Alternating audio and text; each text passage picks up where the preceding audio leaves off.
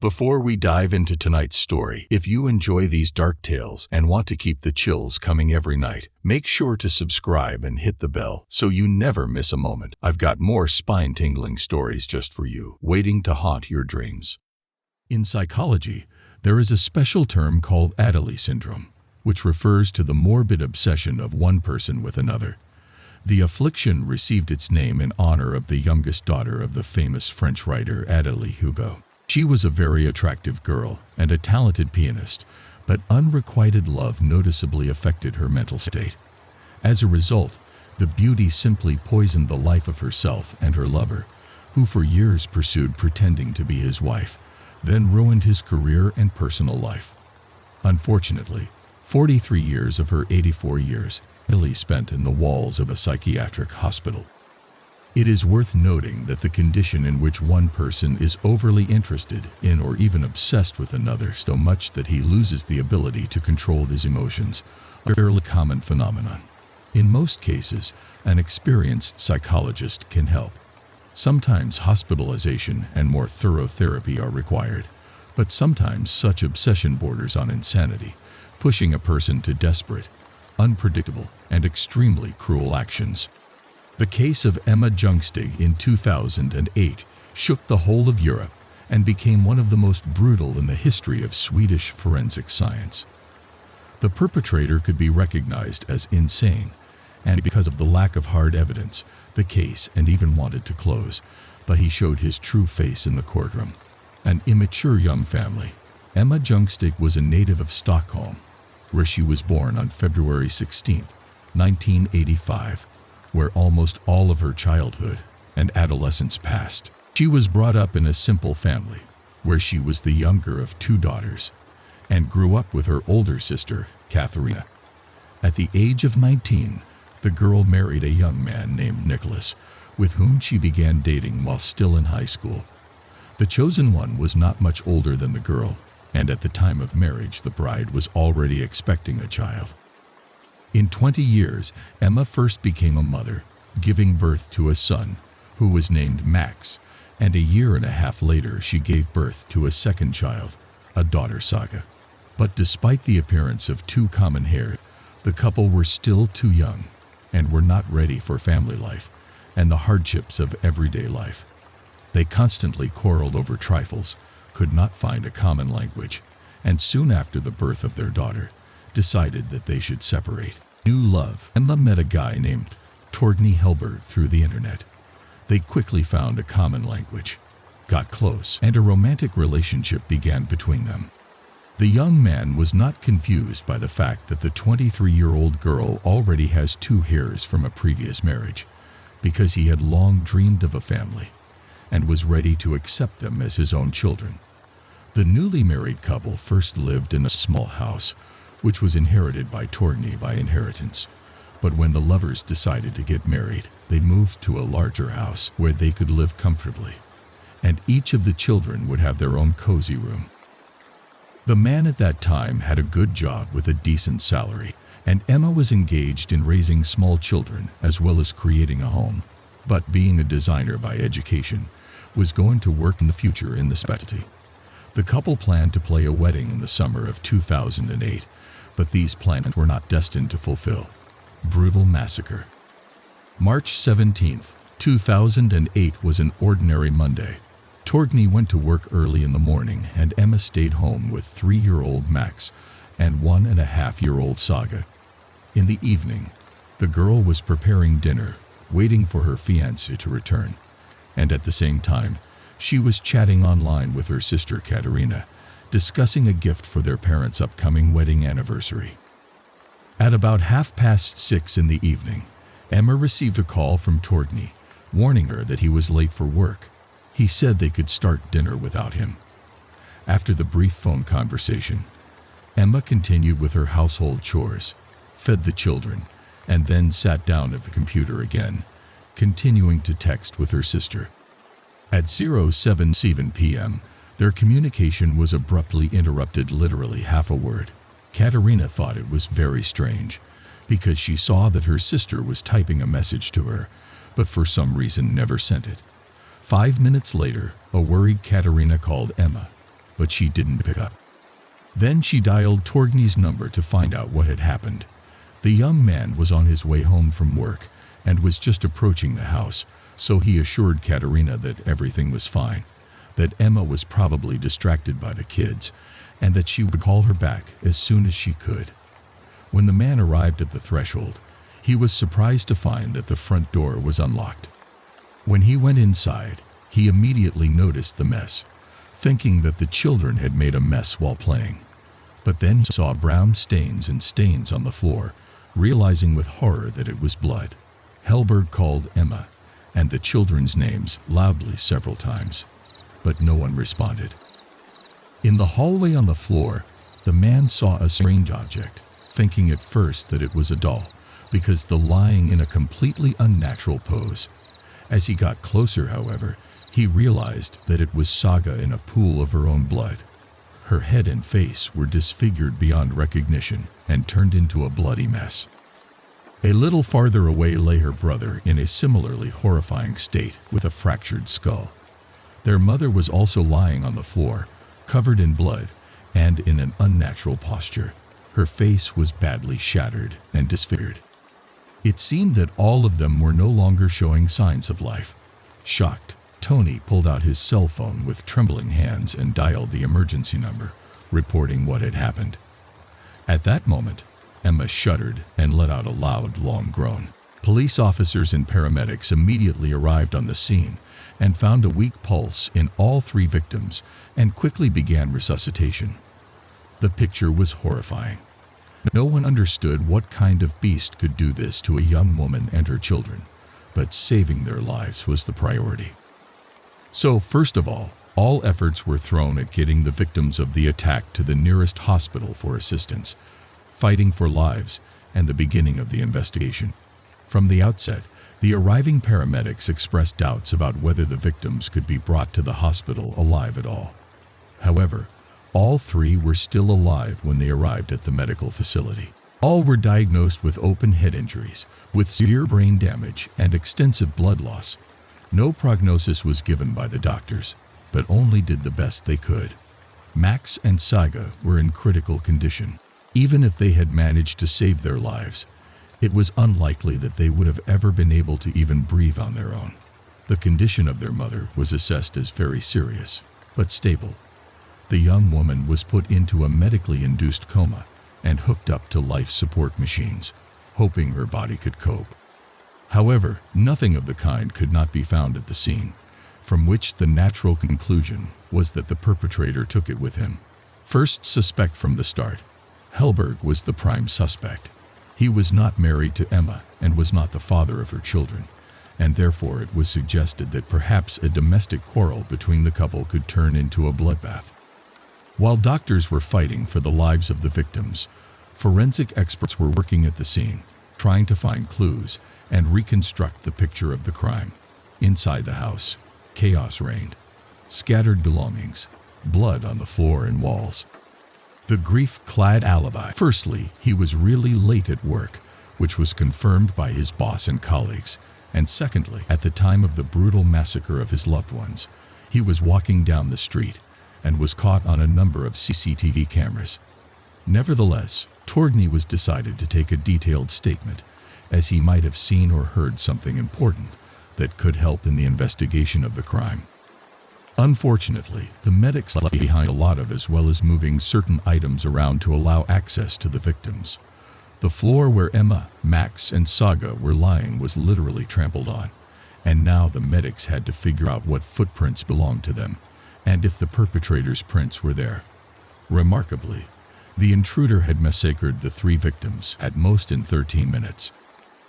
However, he could not remember anything specific, for it was business as until he saw the mess and the bodies lying on the floor.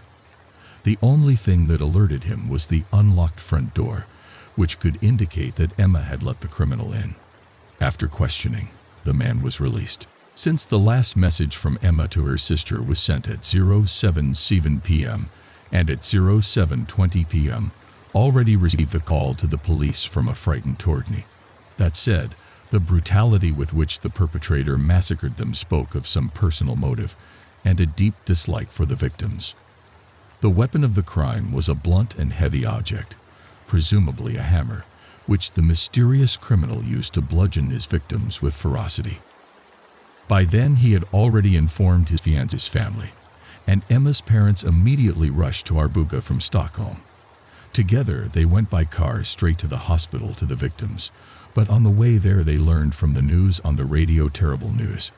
Max and Saga died of their injuries without regaining consciousness. However, nothing of the kind could not be found at the scene, from which the natural conclusion was that the perpetrator took it with him.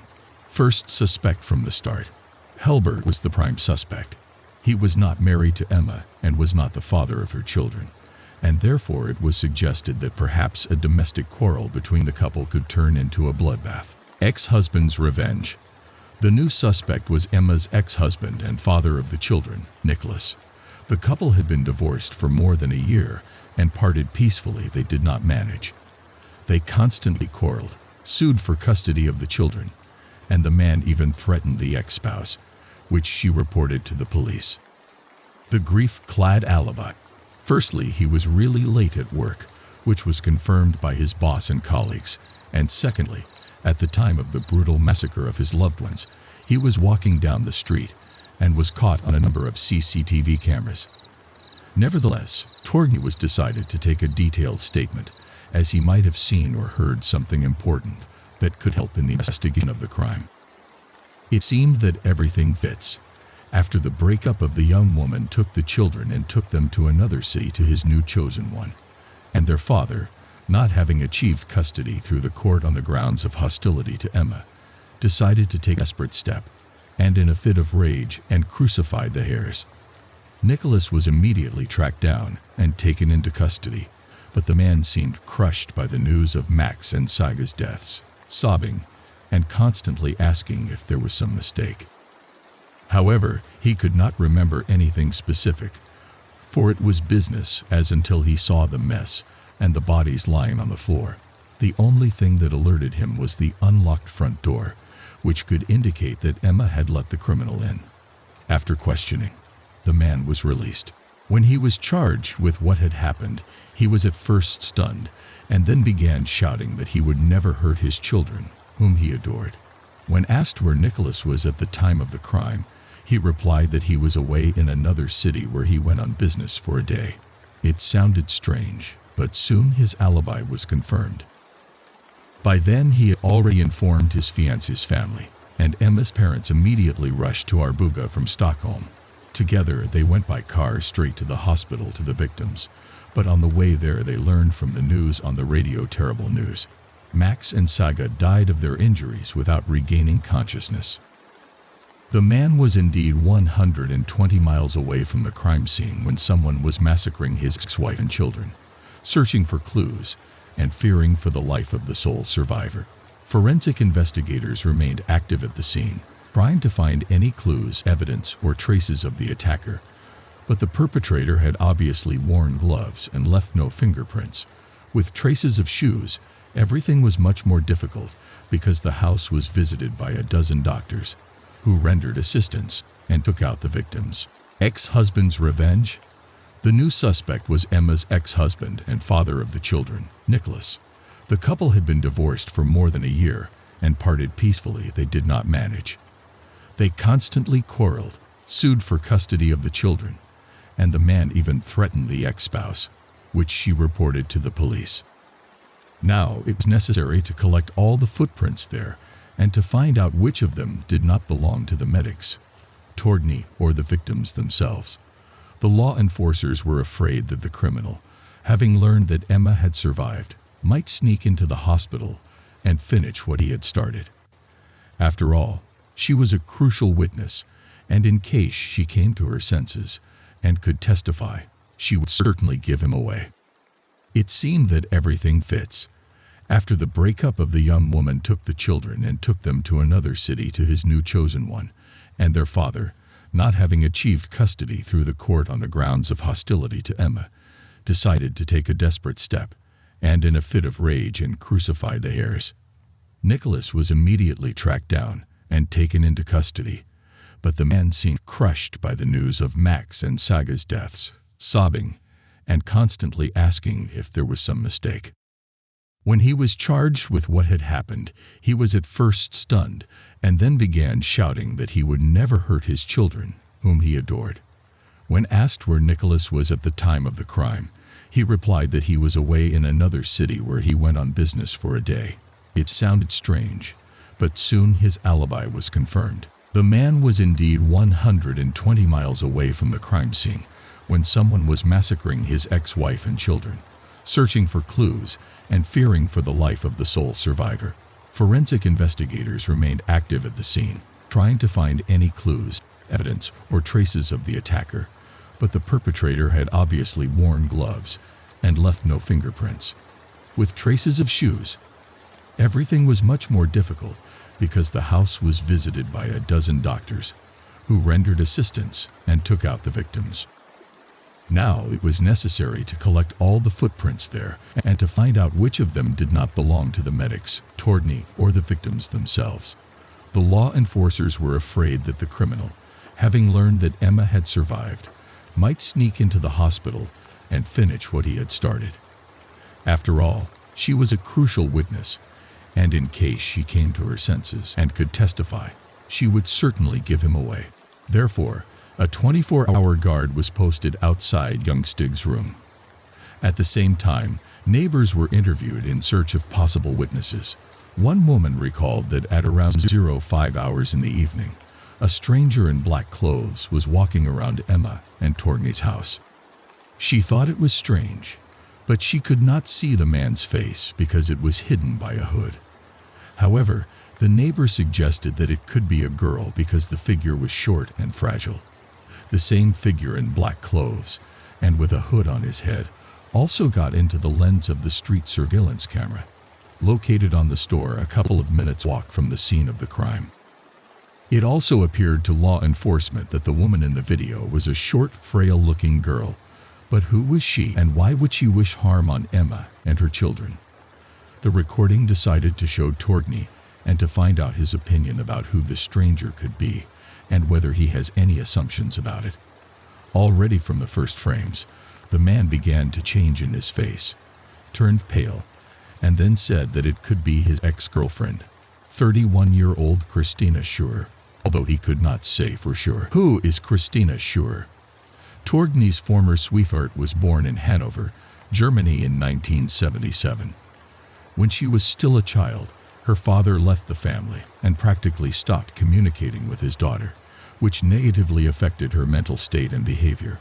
The girl grew up willful and purposeful, but had a complex character. As a teenager, she went to the United States on an exchange program and lived in New York for several years. The girl received a good education in the field of history and archaeology, traveled extensively throughout Europe, taking part in excavations and expeditions. In the summer of 2006, she went to Greece, to the island of Crete, where she got a job in one of the popular hotels as a tour guide. There in July came on vacation 26-year-old Tordny, who immediately attracted Christina. He also liked this smart, interesting, and educated girl, with whom he had an affair from the first days of acquaintance. Schur at that time was 29 years old, but a small age difference did not embarrass the couple. Their connection lasted for a week while the guy was vacationing in the hotel, and after his departure, they continued to communicate by phone and correspond on the internet. A few months later, Christina came to Hellberg in Sweden and literally asked to stay at his house. Even then, such behavior seemed to Tordny too intrusive and even tactless. So when Christina offered him a weekend trip to the mountains, he refused and sincerely hoped that this was the last time they would meet. But the girl continued to call, write, and insist on a new meeting. In January 2007, during a phone conversation, Tordny told Christina that everything was over between them and they should not meet again, but Christina pretended not to hear it. She continued to call, asking to come to visit him, and calling Tordny to go on vacation with her. In the spring of 2007, Christina again came to Sweden and began to literally stalk the former boyfriend. She persuaded him to resume their relationship, although he honestly admitted that he is already dating another. Then Christina said that during the previous visit, forgot in his house something of the things, and she needs to take them away. Torgny agreed, but as soon as they crossed the threshold, the former lover tried to seduce him, and having received a firm refusal, said that he will still regret. 3 months later, Christina returned again and began to apologize for her behavior, again persuading the guy to get together. But he rejected her, and in the evening she called, saying that she swallowed pills because she does not want to live without him.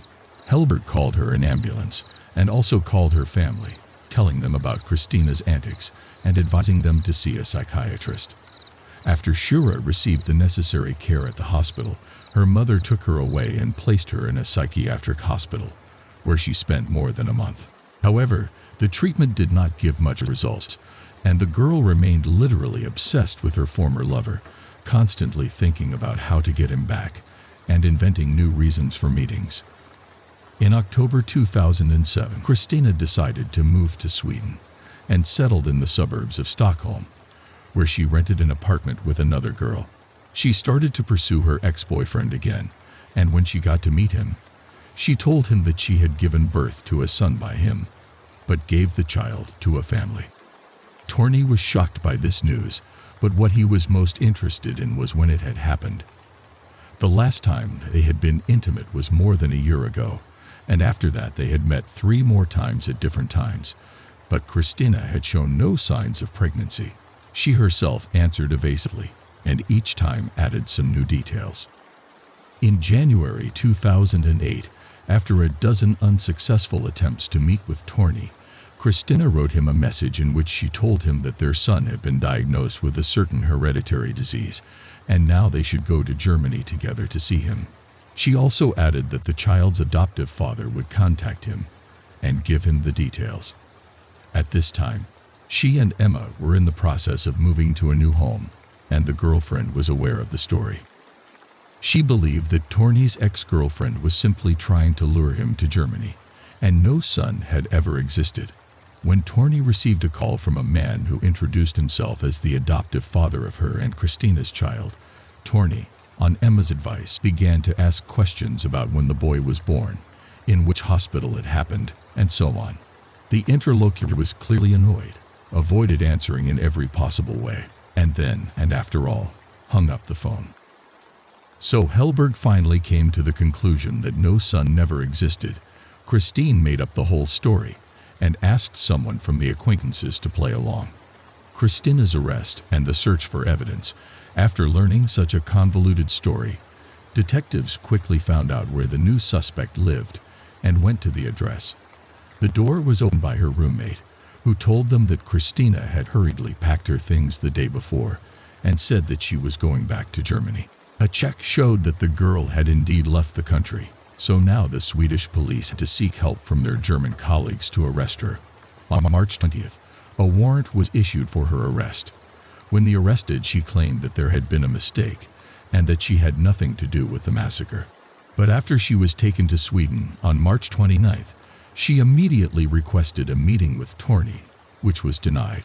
She was completely calm, but periodically asked to meet or call her ex again. Christina's rented apartment was thoroughly searched, and her phone and laptop were seized for inspection. All her clothes were thoroughly checked, but no traces of blood were found there. By then, investigators had worked out which of the bloody shoe prints at the scene did not belong to the medics and family members, so it was determined to be athletic, and from the tread pattern they even figured out the brand and appearance. The size matched the one worn by the suspect, but she herself claimed that she never had such a model of sneakers. However, this statement was quickly refuted, as the shoes were identified by her roommate. Much more interesting findings awaited detectives in Christina's laptop. It was full of photos of Torgny, both their joint and those where the man was depicted alone or in the company of his new lover. Also, in a separate folder with a very unpleasant signature, contained pictures of Emma and her children, which the suspect copied from the rival's page in the social network. Schur captioned each photo with insulting, threatening, and downright scary captions. In the recovered search history were found requests on how to commit a murder without leaving traces, how to hide traces of the crime, and how to divert suspicion from himself. Also in the notes, investigators found a plan of Emma and Torney's new home, and notes that indicated when the man left for work, and what time he returned, and some other notes regarding the family's daily routine. Interview with survivor Emma's condition was stabilized. Her vitals gradually began to improve, and towards the end of March, doctors decided to gradually bring her out of the medically induced coma. Upon awakening, she was still unable to speak because of the breathing tube, but her gaze was meaningful. It was clear that she recognized the relatives present in the room, but did not understand what had to her and how she had ended up in the hospital. As soon as the victim became a little stronger and was able to speak clearly, the police agreed to talk to her, but decided not to tell her what had happened to the children. And then, it turned out that Emma had no memory of the events of that fateful day, and believed that she must have been in a car accident. She kept asking about the children and whether they were all right. At first, she was given evasive answers, but then her family and medical team decided that there was no point in withholding such information. When Emma was told about what had happened and that her babies were no longer alive, she became hysterical. The doctors had to sedate her, after which she fell asleep, and when she woke up, she did not remember the conversation and asked about the children again. This continued for several weeks, and during this time, the mother was told several times about the death of her daughter and son, but her brain apparently refused to accept this information, each time erasing it. After another month, Emma, accompanied by medics, decided to be brought to the scene. Once inside the house, she suddenly remembered everything. The young woman told how she was texting with her sister, setting the table, and the children were playing near her when there was a knock on the door. She opened the door and saw a dark, short female figure on the threshold, but when she asked what she wanted, she felt a sharp pain and her eyes went black. The figure skulked into the house, and the desperate mother, out of her last strength, tried to catch up with her to protect her children, but apparently fell in the hallway, where they tried to finish her off. The trial and the verdict. Christina continued to stubbornly deny her guilt. The weapon of the crime was never found, and almost all the evidence found was circumstantial, which gave her a high chance of getting away with it. However, Christina's roommate, when questioned, said that in March a hammer was missing from her toolkit. She produced the toolkit itself, and the investigation determined that the size and configuration of that brand of tool matched the murder weapon, but that evidence was also circumstantial. Detectives were able to find surveillance footage from a suburban bus station, where Schurer had traveled 3 times in the week before the crime. She herself could not explain why she visited Arbuga so often, but apparently the girl came to keep an eye on her future victims. The suspect was also unable to explain why she was searching the internet for information on how to cover up the crime, and why she was collecting photos of Emma and her children. On July 29, 2008, the trial over Christina, who was accused of double murder with particular cruelty, as well as attempted murder, began. The defendant herself behaved more than strangely. Upon entering the courtroom, she smiled and began to wave her hand, greeting those present. When she was asked questions about the massacre and was shown gruesome footage of the crime scene with mutilated bodies, she suddenly laughed. This suggested that the defendant was insane, but the appointed psychiatric examination established that the girl was sane and perfectly aware of what was happening. Consequently, she enjoyed what she had done and did not even try to hide it. When Emma was in the courtroom and saw Christina there, she fainted. When she was brought to her senses, she said that she finally remembered everything. And this face was the last thing she saw on that fateful day. Despite the defense lawyer's attempts to prove her client's innocence, the jury unanimously found her guilty on all counts. Christina was sentenced to life in prison, with no right to ever be released. She was also ordered to pay 20,000 euros in compensation to Emma. No evidence was found that Christina had ever been pregnant and had given birth to a son by Tordny. As for Jungstig, Her recovery process was long and arduous, but Torgny did not abandon his beloved. They were married in the summer of 2010. The couple are now raising two common heirs, who know the sad story of their older brother and sister. As the shadows grow deeper, prepare yourself for another chilling tale. It was a quiet Wednesday evening in Dallas. Around 7:40 p.m., Kendra Hatcher pulled into the parking garage of her apartment building, just like she always did after work. Nothing seemed out of the ordinary, until suddenly, everything changed. People nearby heard a scream, then a loud gunshot. Seconds later, a black Jeep sped out of the garage, leaving behind a scene that would soon shock the entire city. At first, no one knew what had really happened or why. But as the investigation began, it led to a story filled with jealousy, secrets, and a plan that had been in the works for weeks. And it all started the moment Kendra pulled into that garage. In September 2015, Kendra's life seemed to be falling perfectly into place. After growing up and building her career as a dentist in Pleasant Plains, Illinois, she made a big move to Dallas, Texas, seeking a new beginning. Instead of chasing prestige by opening her own clinic, which would have been the expected route for someone with her qualifications, Kendra made a choice that reflected her character. She joined SmileZone, an organization committed to delivering quality dental care to underprivileged children. To her, this was more than just a job. It was a way to give back, to serve, and to truly make a difference. Outside of work, Kendra was equally dedicated to her faith. She volunteered her time teaching others about the Bible and was actively involved in international mission efforts, helping build churches in other countries. SmileZone even provided free dental services to children in Ecuador, something that made Kendra feel even more connected to her purpose. By all accounts, she was a generous, compassionate person, always thinking of others first. Earlier that year, in May, Kendra had connected with Ricky Paniagua on Tinder. By September, their connection had blossomed into something deep and serious. They were head over heels in love. Kendra lived in a high-end apartment building in Dallas called Gables Park 17. It was a secure complex, complete with 24-hour concierge service, numerous surveillance cameras, and controlled access parking. Ricky was on a promising path himself. He was completing a dermatology residency at the University of Texas, and things between him and Kendra had become so strong that they were already talking about marriage.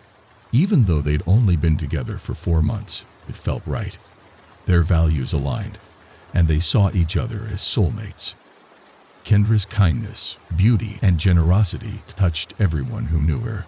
She had worked hard to create the life she was living, putting love and energy into both her career and her relationship. But sometimes, a person's light can cast a shadow in someone else's heart, and where jealousy festers, tragedy can follow. On Wednesday, September 2, after finishing her shift at SmileZone, Kendra returned to her apartment. She was looking forward to the upcoming Labor Day weekend. She and Ricky had plans to travel to Mexico. They were also excited to talk more seriously about relocating to San Francisco after their trip. Life seemed full of promise. She arrived at Gables Park 17 at exactly 7:42 p.m., entered the parking garage, and pulled into her regular spot.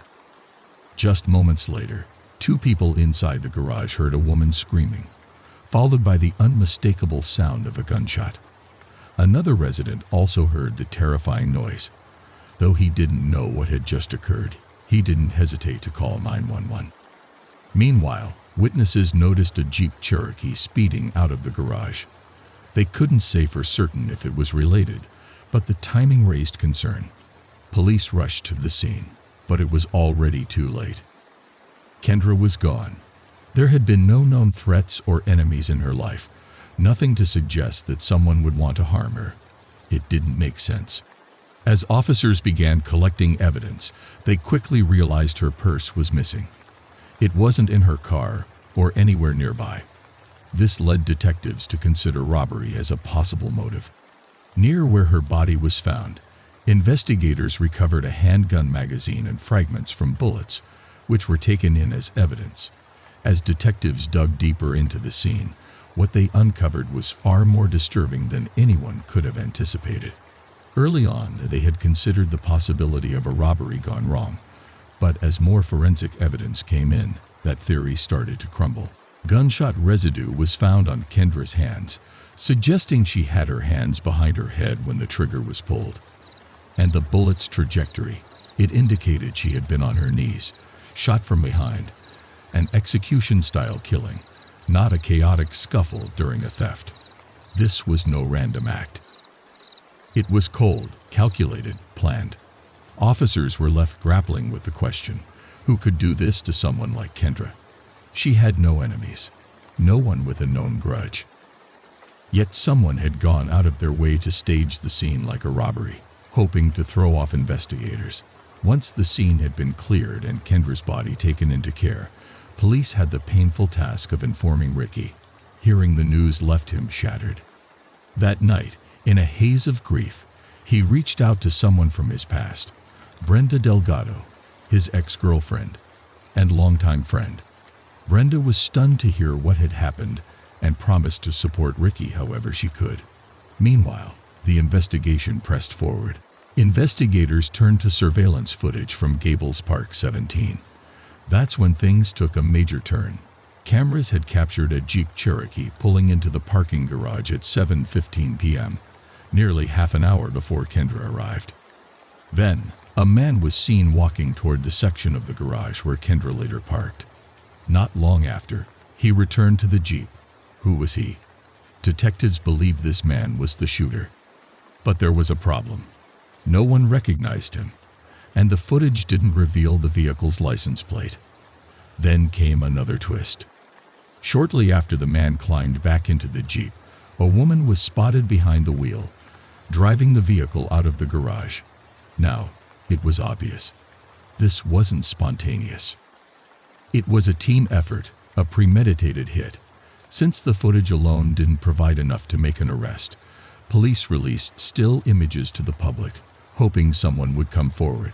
In many cases, these types of appeals lead nowhere. But this time, they struck gold. Shortly after the images went public, a man named Jose Luis Ortiz contacted authorities. He recognized the Jeep in the photos. It was his.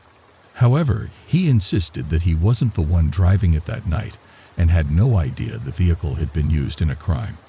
Normally, police would approach such a claim with skepticism, but Jose had more to say, much more.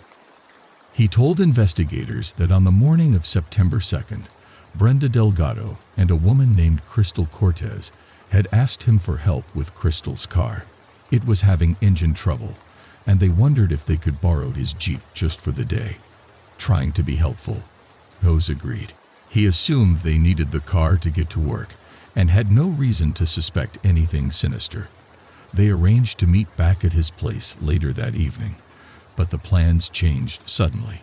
Brenda called to suggest they meet at a Chili's restaurant instead.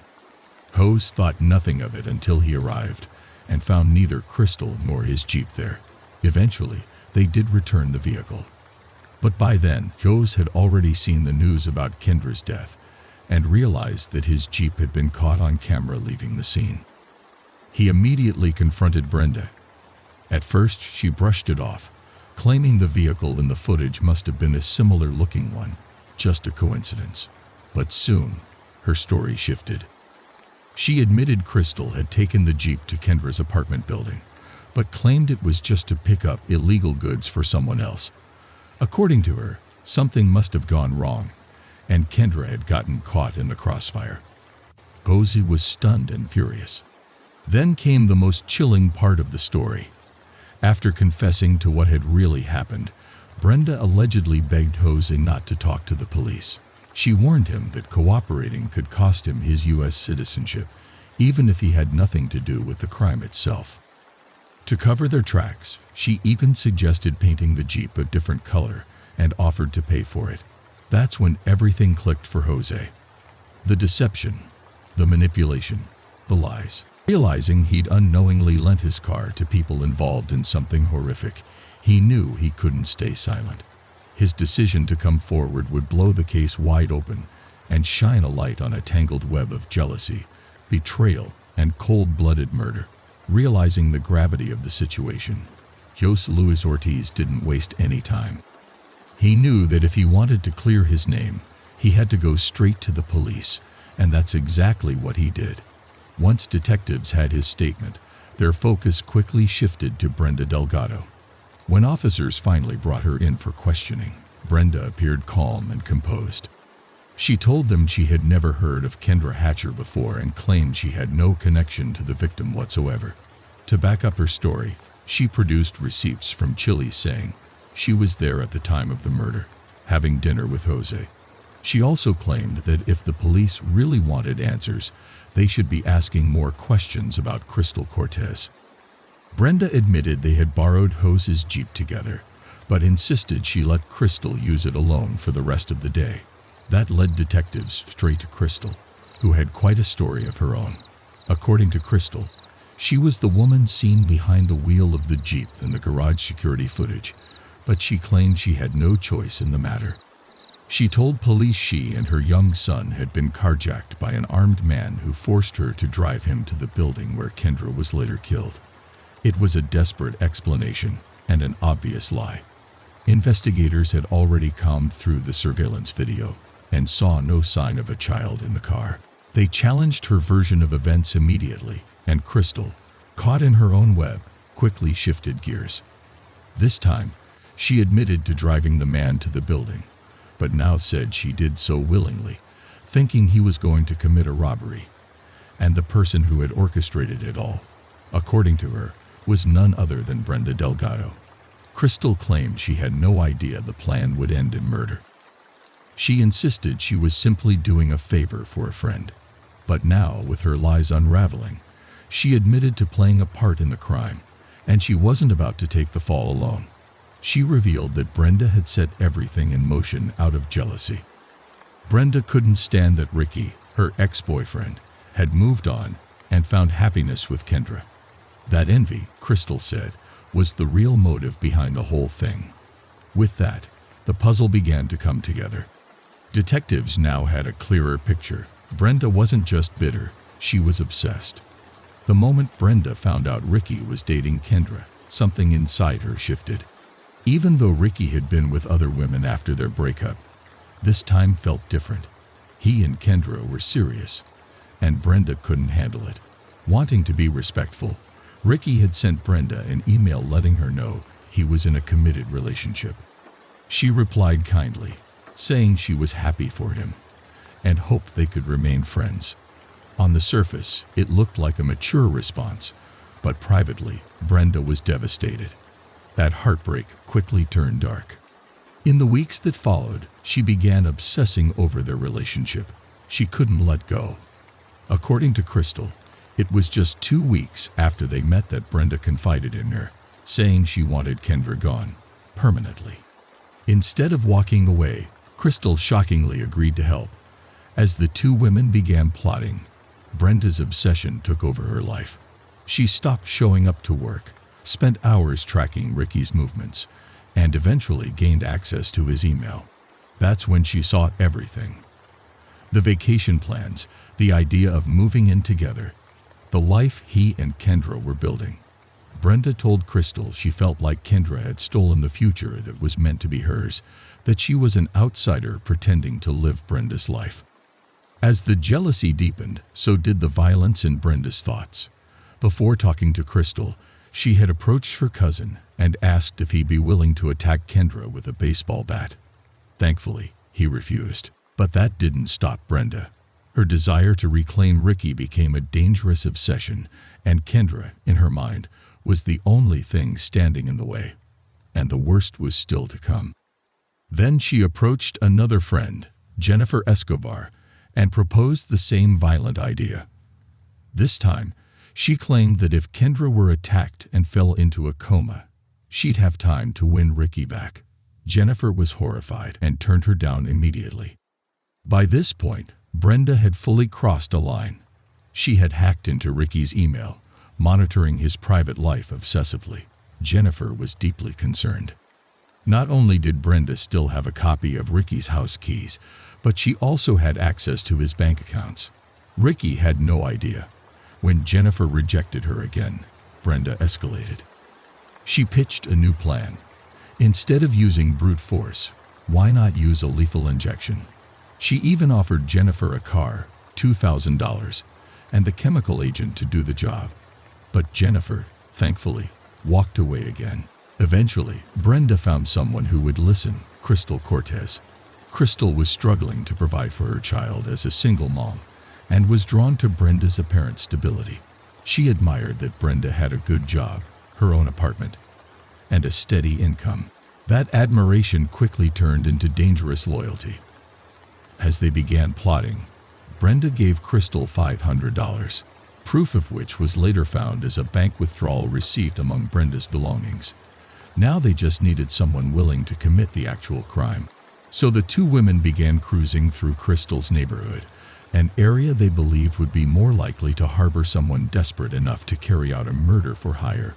They made several offers to people on the street, but everyone turned them down. It's chilling to think that they were essentially shopping around for a hitman in broad daylight. Eventually, they found someone willing, a 31-year-old man named Christopher Love. Not only did he agree, but he also helped them figure out the logistics. In the end, they all settled on using a firearm. It would be fast and final. Brenda promised him money and drugs in return, and even teased the idea of introducing him to members of a drug cartel. By then, Brenda had read enough of Ricky's emails to know that he and Kendra were planning a weekend getaway to Mexico. They were also talking about moving cities after the trip. To Brenda, that was the final straw. She wanted the crime done, and done immediately. She and Crystal began tailing Kendra, learning her routine. They even watched her at work, using binoculars from across the street while parked at a Salvation Army store. After following her home one day, they discovered that they could access the parking garage by simply trailing another resident through the gate. Everything was falling into place. On September 1st, the trio ran a dry rehearsal to make sure everyone knew their roles. The next day, Brenda and Crystal borrowed Jose's Jeep and picked up Christopher.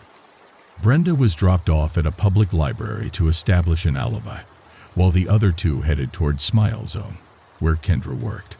Crystal had to briefly leave to pick up her son and nephew from school, then drop them off at her grandmother's before returning to the plan. They spotted Kendra leaving work but lost her in traffic. Still, they reached her apartment before she did. Inside the parking garage, they waited. When Kendra finally pulled in, Christopher stepped out of the vehicle and followed her. Moments later, the plan was executed. Crystal remained out of sight. Afterward, they fled, dropped Christopher at his home, and Crystal returned the Jeep to Jose. Everything unraveled when Crystal decided to cooperate with authorities. As part of her plea deal, she laid out the entire plan to prosecutors. In exchange, she received a 35-year prison sentence instead of life, though many believe she won't serve the full term before being considered for parole. The murder weapon was later found in Christopher's car, sealing his fate. He confessed, confirming Brenda had been the one calling the shots. But by then, Crystal had already provided the prosecution with every detail they needed. Christopher was sentenced to death for pulling the trigger. Brenda, the mastermind, was the last piece of the puzzle. Once she realized the walls were closing in, she fled. For 7 months, she managed to evade capture, landing herself on the FBI's 10 most wanted fugitives list. A $100,000 reward was offered for information leading to her arrest. Eventually, authorities tracked her down in Mexico. In April the following year, she was taken into custody. To secure her extradition back to the U.S., officials agreed not to pursue the death penalty. In court, Brenda pleaded not guilty and insisted she had an alibi for the time of the murder. But the jury wasn't fooled. They saw through the lies. They found her guilty of orchestrating the crime and sentenced her to life in prison, with no chance of parole. The most painful part, Kendra had never even met the people who ended her life. She had never spoken to them, never wronged them. She was simply the target of someone else's envy and obsession. When someone becomes consumed by jealousy, it can twist their sense of reality and morality. In most cases, people eventually come to terms with heartbreak and find a way to move on. But Brenda couldn't. She chose destruction over acceptance, and now she'll pay with the rest of her life. Still, even with justice served, nothing can undo the loss of Kendra Hatcher, a bright, compassionate woman whose life was stolen far too soon. As the shadows grow deeper, prepare yourself for another chilling tale. In 2012, at the Summer Olympics in London, the star of a young Puerto Rican boxer, Felix Verdejo Sanchez, shone brightly. He was called a diamond, one of the most promising athletes of his country. He was predicted to win titles and gold medals. Then it seemed to everyone that this talented and motivated young man will reach fantastic heights in sports. In 2021, the name of the boxer again traveled all the world's media, but this time fell into the section of criminal chronicles.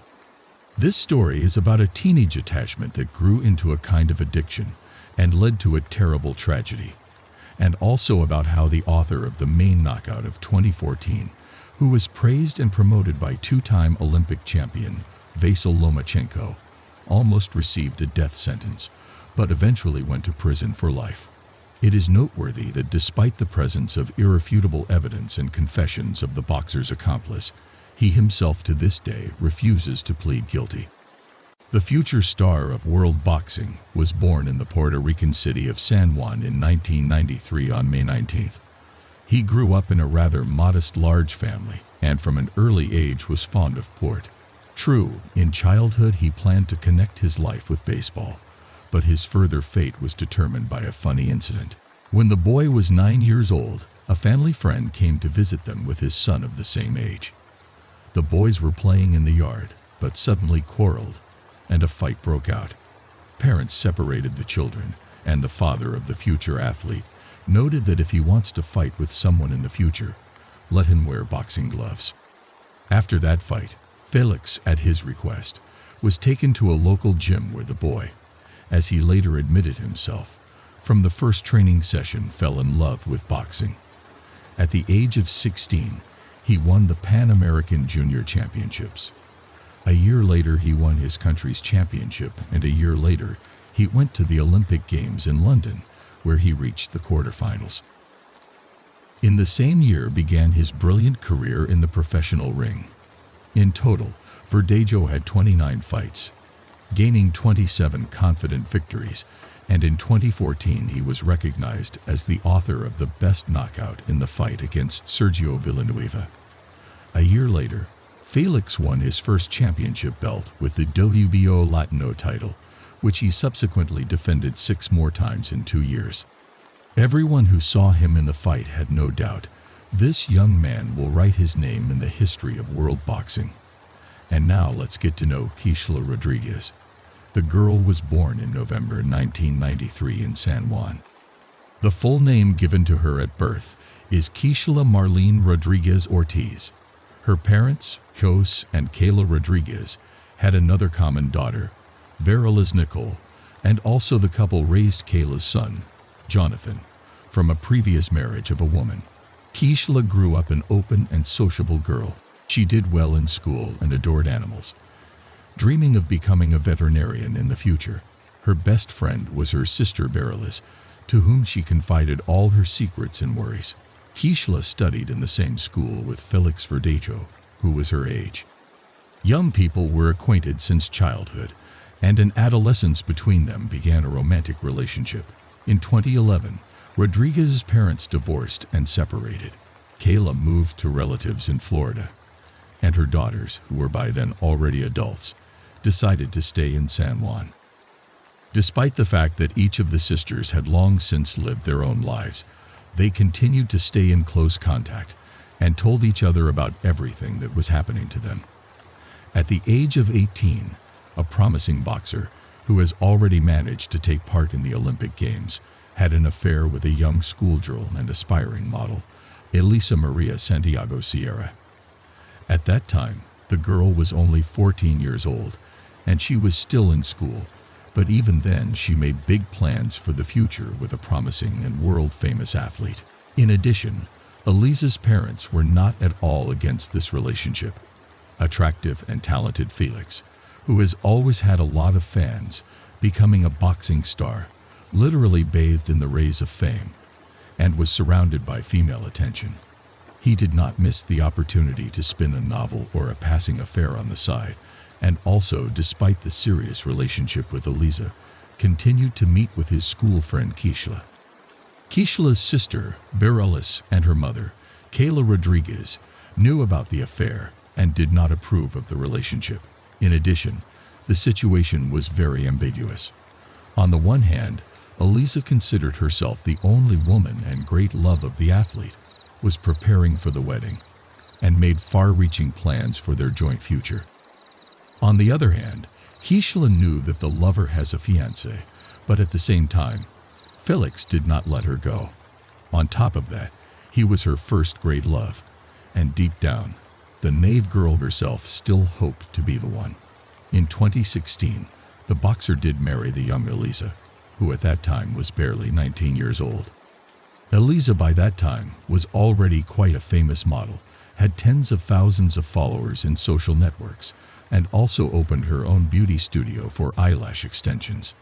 In August of the same year, just a few months after the wedding, the athlete got into a serious car accident when he was rushing on his motorcycle.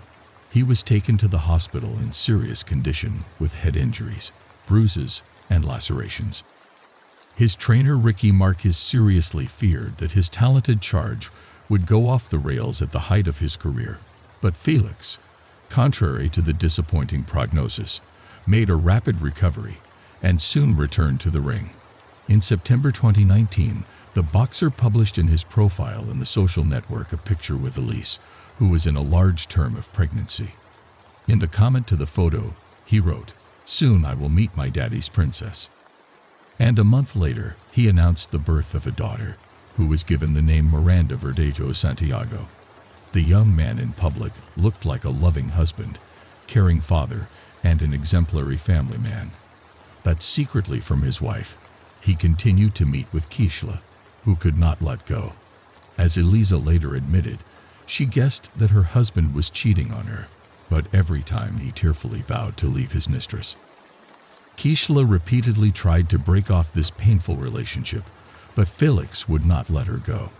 She had no other men, because the boxer threatened that if he found out about the fact that Keishla had someone not good for her and her chosen one, Keishla herself, who had fallen in love with Verdejo since high school, continued to love him despite everything.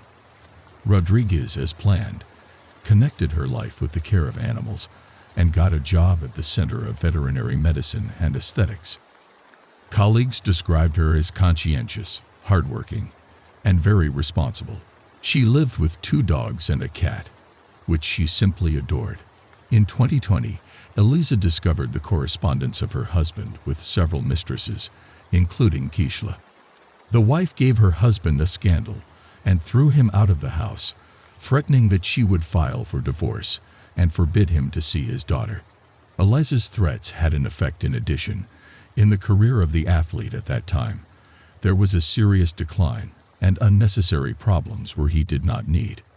For a while, he really stopped seeing Rodriguez, but Felix still did not let her go, trying to control almost every step Keishla. After a few months of secret visits resumed, and in April 2021, Keishla discovered that she was pregnant.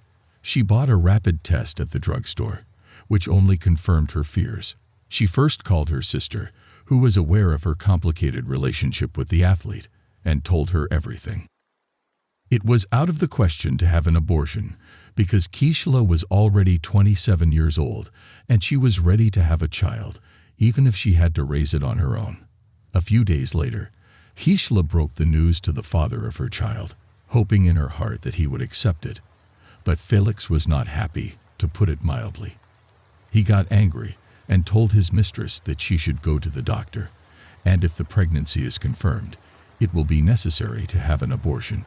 Naturally, Rodriguez answered him with a firm refusal, but the boxer began to threaten her and insist. Felix said that an illegitimate child will finally destroy his reputation, and this he cannot allow. After Kishla's visit to the hospital, her pregnancy was confirmed, and she now had a certificate to prove it. She called Felix and told him everything, which made him furious. Felix shouted and demanded that Kishla immediately get rid of the child, but she again responded with a categorical refusal. Then the athlete decided to go on the sly, saying that he did not believe her and wanted to personally look at the issued medical certificate. He appointed Kishla a meeting in the evening in a crowded place, which did not surprise her, because they always tried not to draw attention to themselves and do not get in front of anyone. A few days before the meeting, the boxer stopped by his old friend Luis Antonio Cadiz, who worked in a local machine shop and also had ties with the criminal world, selling illegal drugs. Felix briefly outlined the situation and asked him to help him get rid his pregnant mistress. Luis had previously been in the field of vision of the police, and the prospect of being in prison scared him, but the athlete was persistent, assured that everything would go smoothly and the police will never come out on them. Besides, Felix promised him an impressive cash reward, and Luis agreed. With the support of an accomplice, Felix called Kishla and told her that he wanted to meet her on the evening of April 29th to confirm her pregnancy and decide what to do next. Immediately after talking to her lover, Kishla called her sister back and told her everything. She still had hope that Felix would accept her child and would not insist on an abortion. But Bereliz's all this situation is quite alarmed. She knew that the boyfriend had threatened her sister, and she was worried that he wouldn't do anything to her. Bereliz called her mother and shared her concerns, but even together they could not dissuade Kishla from that fateful meeting. At the appointed time, Rodriguez, taking a doctor's note, arrived at the meeting in her own Kia Ford automobile. Verdejo drove there in his pickup truck, in the back of which Luis was hiding. Kishla immediately got into the athlete's car and showed him the results of the tests. He once again talked about terminating the pregnancy, but Kishla, crying, again responded with a refusal. Against this background, the couple began to quarrel violently, turning to shouting. Then Felix suddenly hit Kishla in the head with his fist, from which she immediately lost consciousness. Until Kishla regained consciousness, Felix took a syringe with a large dose of illegal substances hidden in the glove compartment of the car, which Luis had obtained at his request, and injected Kishla. Then, together with his accomplice, they carried her to the back of the car, where there were already prepared pieces of wire and a concrete block. The men tied Rodriguez up, attached the load, and then covered her with a tarp so that no one would accidentally see anything. Felix then returned to the pickup truck, while his accomplice got behind the wheel of Kishla's vehicle. Together, they drove to the bridge over the San Jose Lagoon. It was virtually deserted at night, and the men, making sure no one could see them, threw Kishla, still alive, into the water. Afterward, however, they decided to fire a few test shots in pursuit, using the firearms they had brought with them, so as not to leave the victim any chance. Having finished the massacre, each of the perpetrators went home. Kishla's co-workers were the first to worry when she didn't show up at the Veterinary Medicine and Aesthetics Center the next day. Kishla has always been very responsible and couldn't just not show up for work without notifying anyone. Since she didn't answer the phone, it was decided to contact her sister to find out what happened. After several unsuccessful attempts to contact her sister, she went to her house. No one answered the door, but Bereliz had a spare key, so she got in without difficulty. However, she was met only by hungry animals who had not eaten anything for almost 24 hours. Now Bereliz was already in a panic, because she realized that something terrible or irreparable had happened to Kishla. She immediately called her mother and told her everything, and then reported to the police about her suspicions and threats to her sister. She also called Felix, but he claimed that he had spent the previous evening and night at home with his family and had not gone to any meeting. The missing girl's mother took the first flight from Florida to San Juan. She thought that her lover might have taken her daughter to a private clinic and paid for her to have an abortion without her consent. Kayla didn't even want to think about the fact that Keishla was no longer alive. The first thing to do was to question the missing girl's neighbors and coworkers, but they didn't notice anything suspicious and couldn't provide the investigation with any useful information. In parallel, messages about the disappearance of Rodriguez were posted on popular social networks with requests to respond to those who know anything about her fate or current whereabouts. The case quickly received wide publicity, and when it became known that the missing girl was in a long-term relationship with a famous athlete and was expecting a child from him, reporters literally lined up to interview any of Rodriguez's family members. The relatives did not hold anything back and spoke out about their suspicions, among other things, blaming Felix for the incident. On April 30th, Keishla's car was found abandoned on the east side of the city, with her documents and personal belongings inside. No signs of struggle were found in the interior, giving a faint hope of finding its owner alive. On May 1st, a passerby strolling on the bridge over the lagoon saw a strange shape resembling a human body in the shallow water. He reported his discovery to the police, who soon recovered from the water the body of a young woman, presumably the same one the whole city had been looking for several days. Members of the Rodriguez family who arrived to identify the body hoped to the last that it was not Keishla, but their hopes were not realized. The body had been in the water for several days and changed a lot, but the girl was immediately identified by a remarkable tattoo on her arm. When news of the gruesome discovery hit the press, the residents of the city revolted and began to go out to spontaneous rallies, demanding punishment for those responsible. The same day, Verdejo was detained and taken to the police station for questioning, but the athlete categorically denied his involvement and claimed that on the night of Keishla's disappearance, he was at home with his family. As there was nothing to charge him, Felix was released on his own recognizance. One of the key witnesses was the athlete's legal wife, who at the first interrogation admitted that she was aware of his affair with Keishla, but that she had heard about her rival's pregnancy for the first time.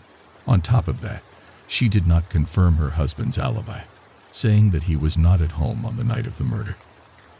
The first thing investigators did was check traffic surveillance footage on the way to the bridge from which Keishla was thrown. That's how they found Felix's pickup truck and the victim's car traveling behind each other, but the Kia Forte was clearly not driven by its owner. On the same day, the boxer's car was seized for examination, and in its body they found some hair of the deceased. Lewis was the first to surrender to the police, promising to tell the whole truth in exchange for a reduced sentence. Felix was also taken into custody, but he refused to cooperate with the investigation, did not answer questions, and continued to deny his guilt, despite the presence of irrefutable evidence. A firearm was seized from Felix, which he used to shoot the victim from the bridge, and for which he had an official permit. Also, a cell phone check confirmed the fact that Felix, Lewis, and Keishla were in the same location on that fateful night.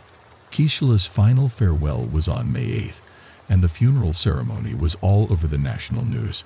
It was a kind of action calling for the perpetrators of the tragedy to be punished to the full extent of the law, as well as an action to draw public attention to the problem of gender violence. The coffin with Rodriguez's body was brought to the cemetery not in a traditional hearse, but in a white carriage, over which white flower petals were thrown from the air. Many famous Puerto Rican natives, including show business stars, athletes, politicians, and public figures, have spoken out about the high-profile incident. Verdejo was charged with carjacking, kidnapping, premeditated murder, and the murder of an unborn child. All of these crimes together carried the death penalty, but the relatives of the deceased from the very beginning asked the court to elect a sentence of life imprisonment for the killer, so that he would suffer in captivity for the rest of his life. The hearing was repeatedly postponed due to the worldwide coronavirus pandemic, but in the spring of 2021, the trial was held in virtual mode. The court found that the crime was committed by a group of persons by prior conspiracy, and with particular cruelty against a pregnant woman. It was possible to reconstruct the chain of events of that night and the details of the crime, mainly thanks to the testimony of Louis, who did not deny his guilt. He admitted that it was he who, at the request of a friend, got the drug for injection and also brought a wire and a concrete block to get rid of the body. But Felix continued to insist on his non-involvement in the case, although his words could not seriously affect the situation. By the way, the wife of the boxer, who acted in court as a witness almost immediately after the arrest of her husband, filed for divorce and tried to abstract from what was happening, focusing on the development of his business and raising a young daughter. According to some reports, not so long ago, Elisa Santiago remarried. Elisa herself admitted in an interview that she repeatedly received anonymous calls and messages with death threats, as well as death wishes to her and even Miranda. Many considered it was the spouse of the athlete as the organizer of the crime, but no evidence was found. In the summer of 2023, it became known that the jury, having familiarized itself with all the evidence and heard the testimony of all the witnesses, was finally ready to announce the final verdict. Felix Verdejo and his accomplice Luis Cadiz were found guilty on each of the charges against them. But despite this, the killers have not yet been sentenced. The next court hearing is scheduled for mid-November 2023. Most likely, both men involved in the deaths of Kishla Rodriguez and her unborn child will likely go to prison for life, with no right to ever leave prison.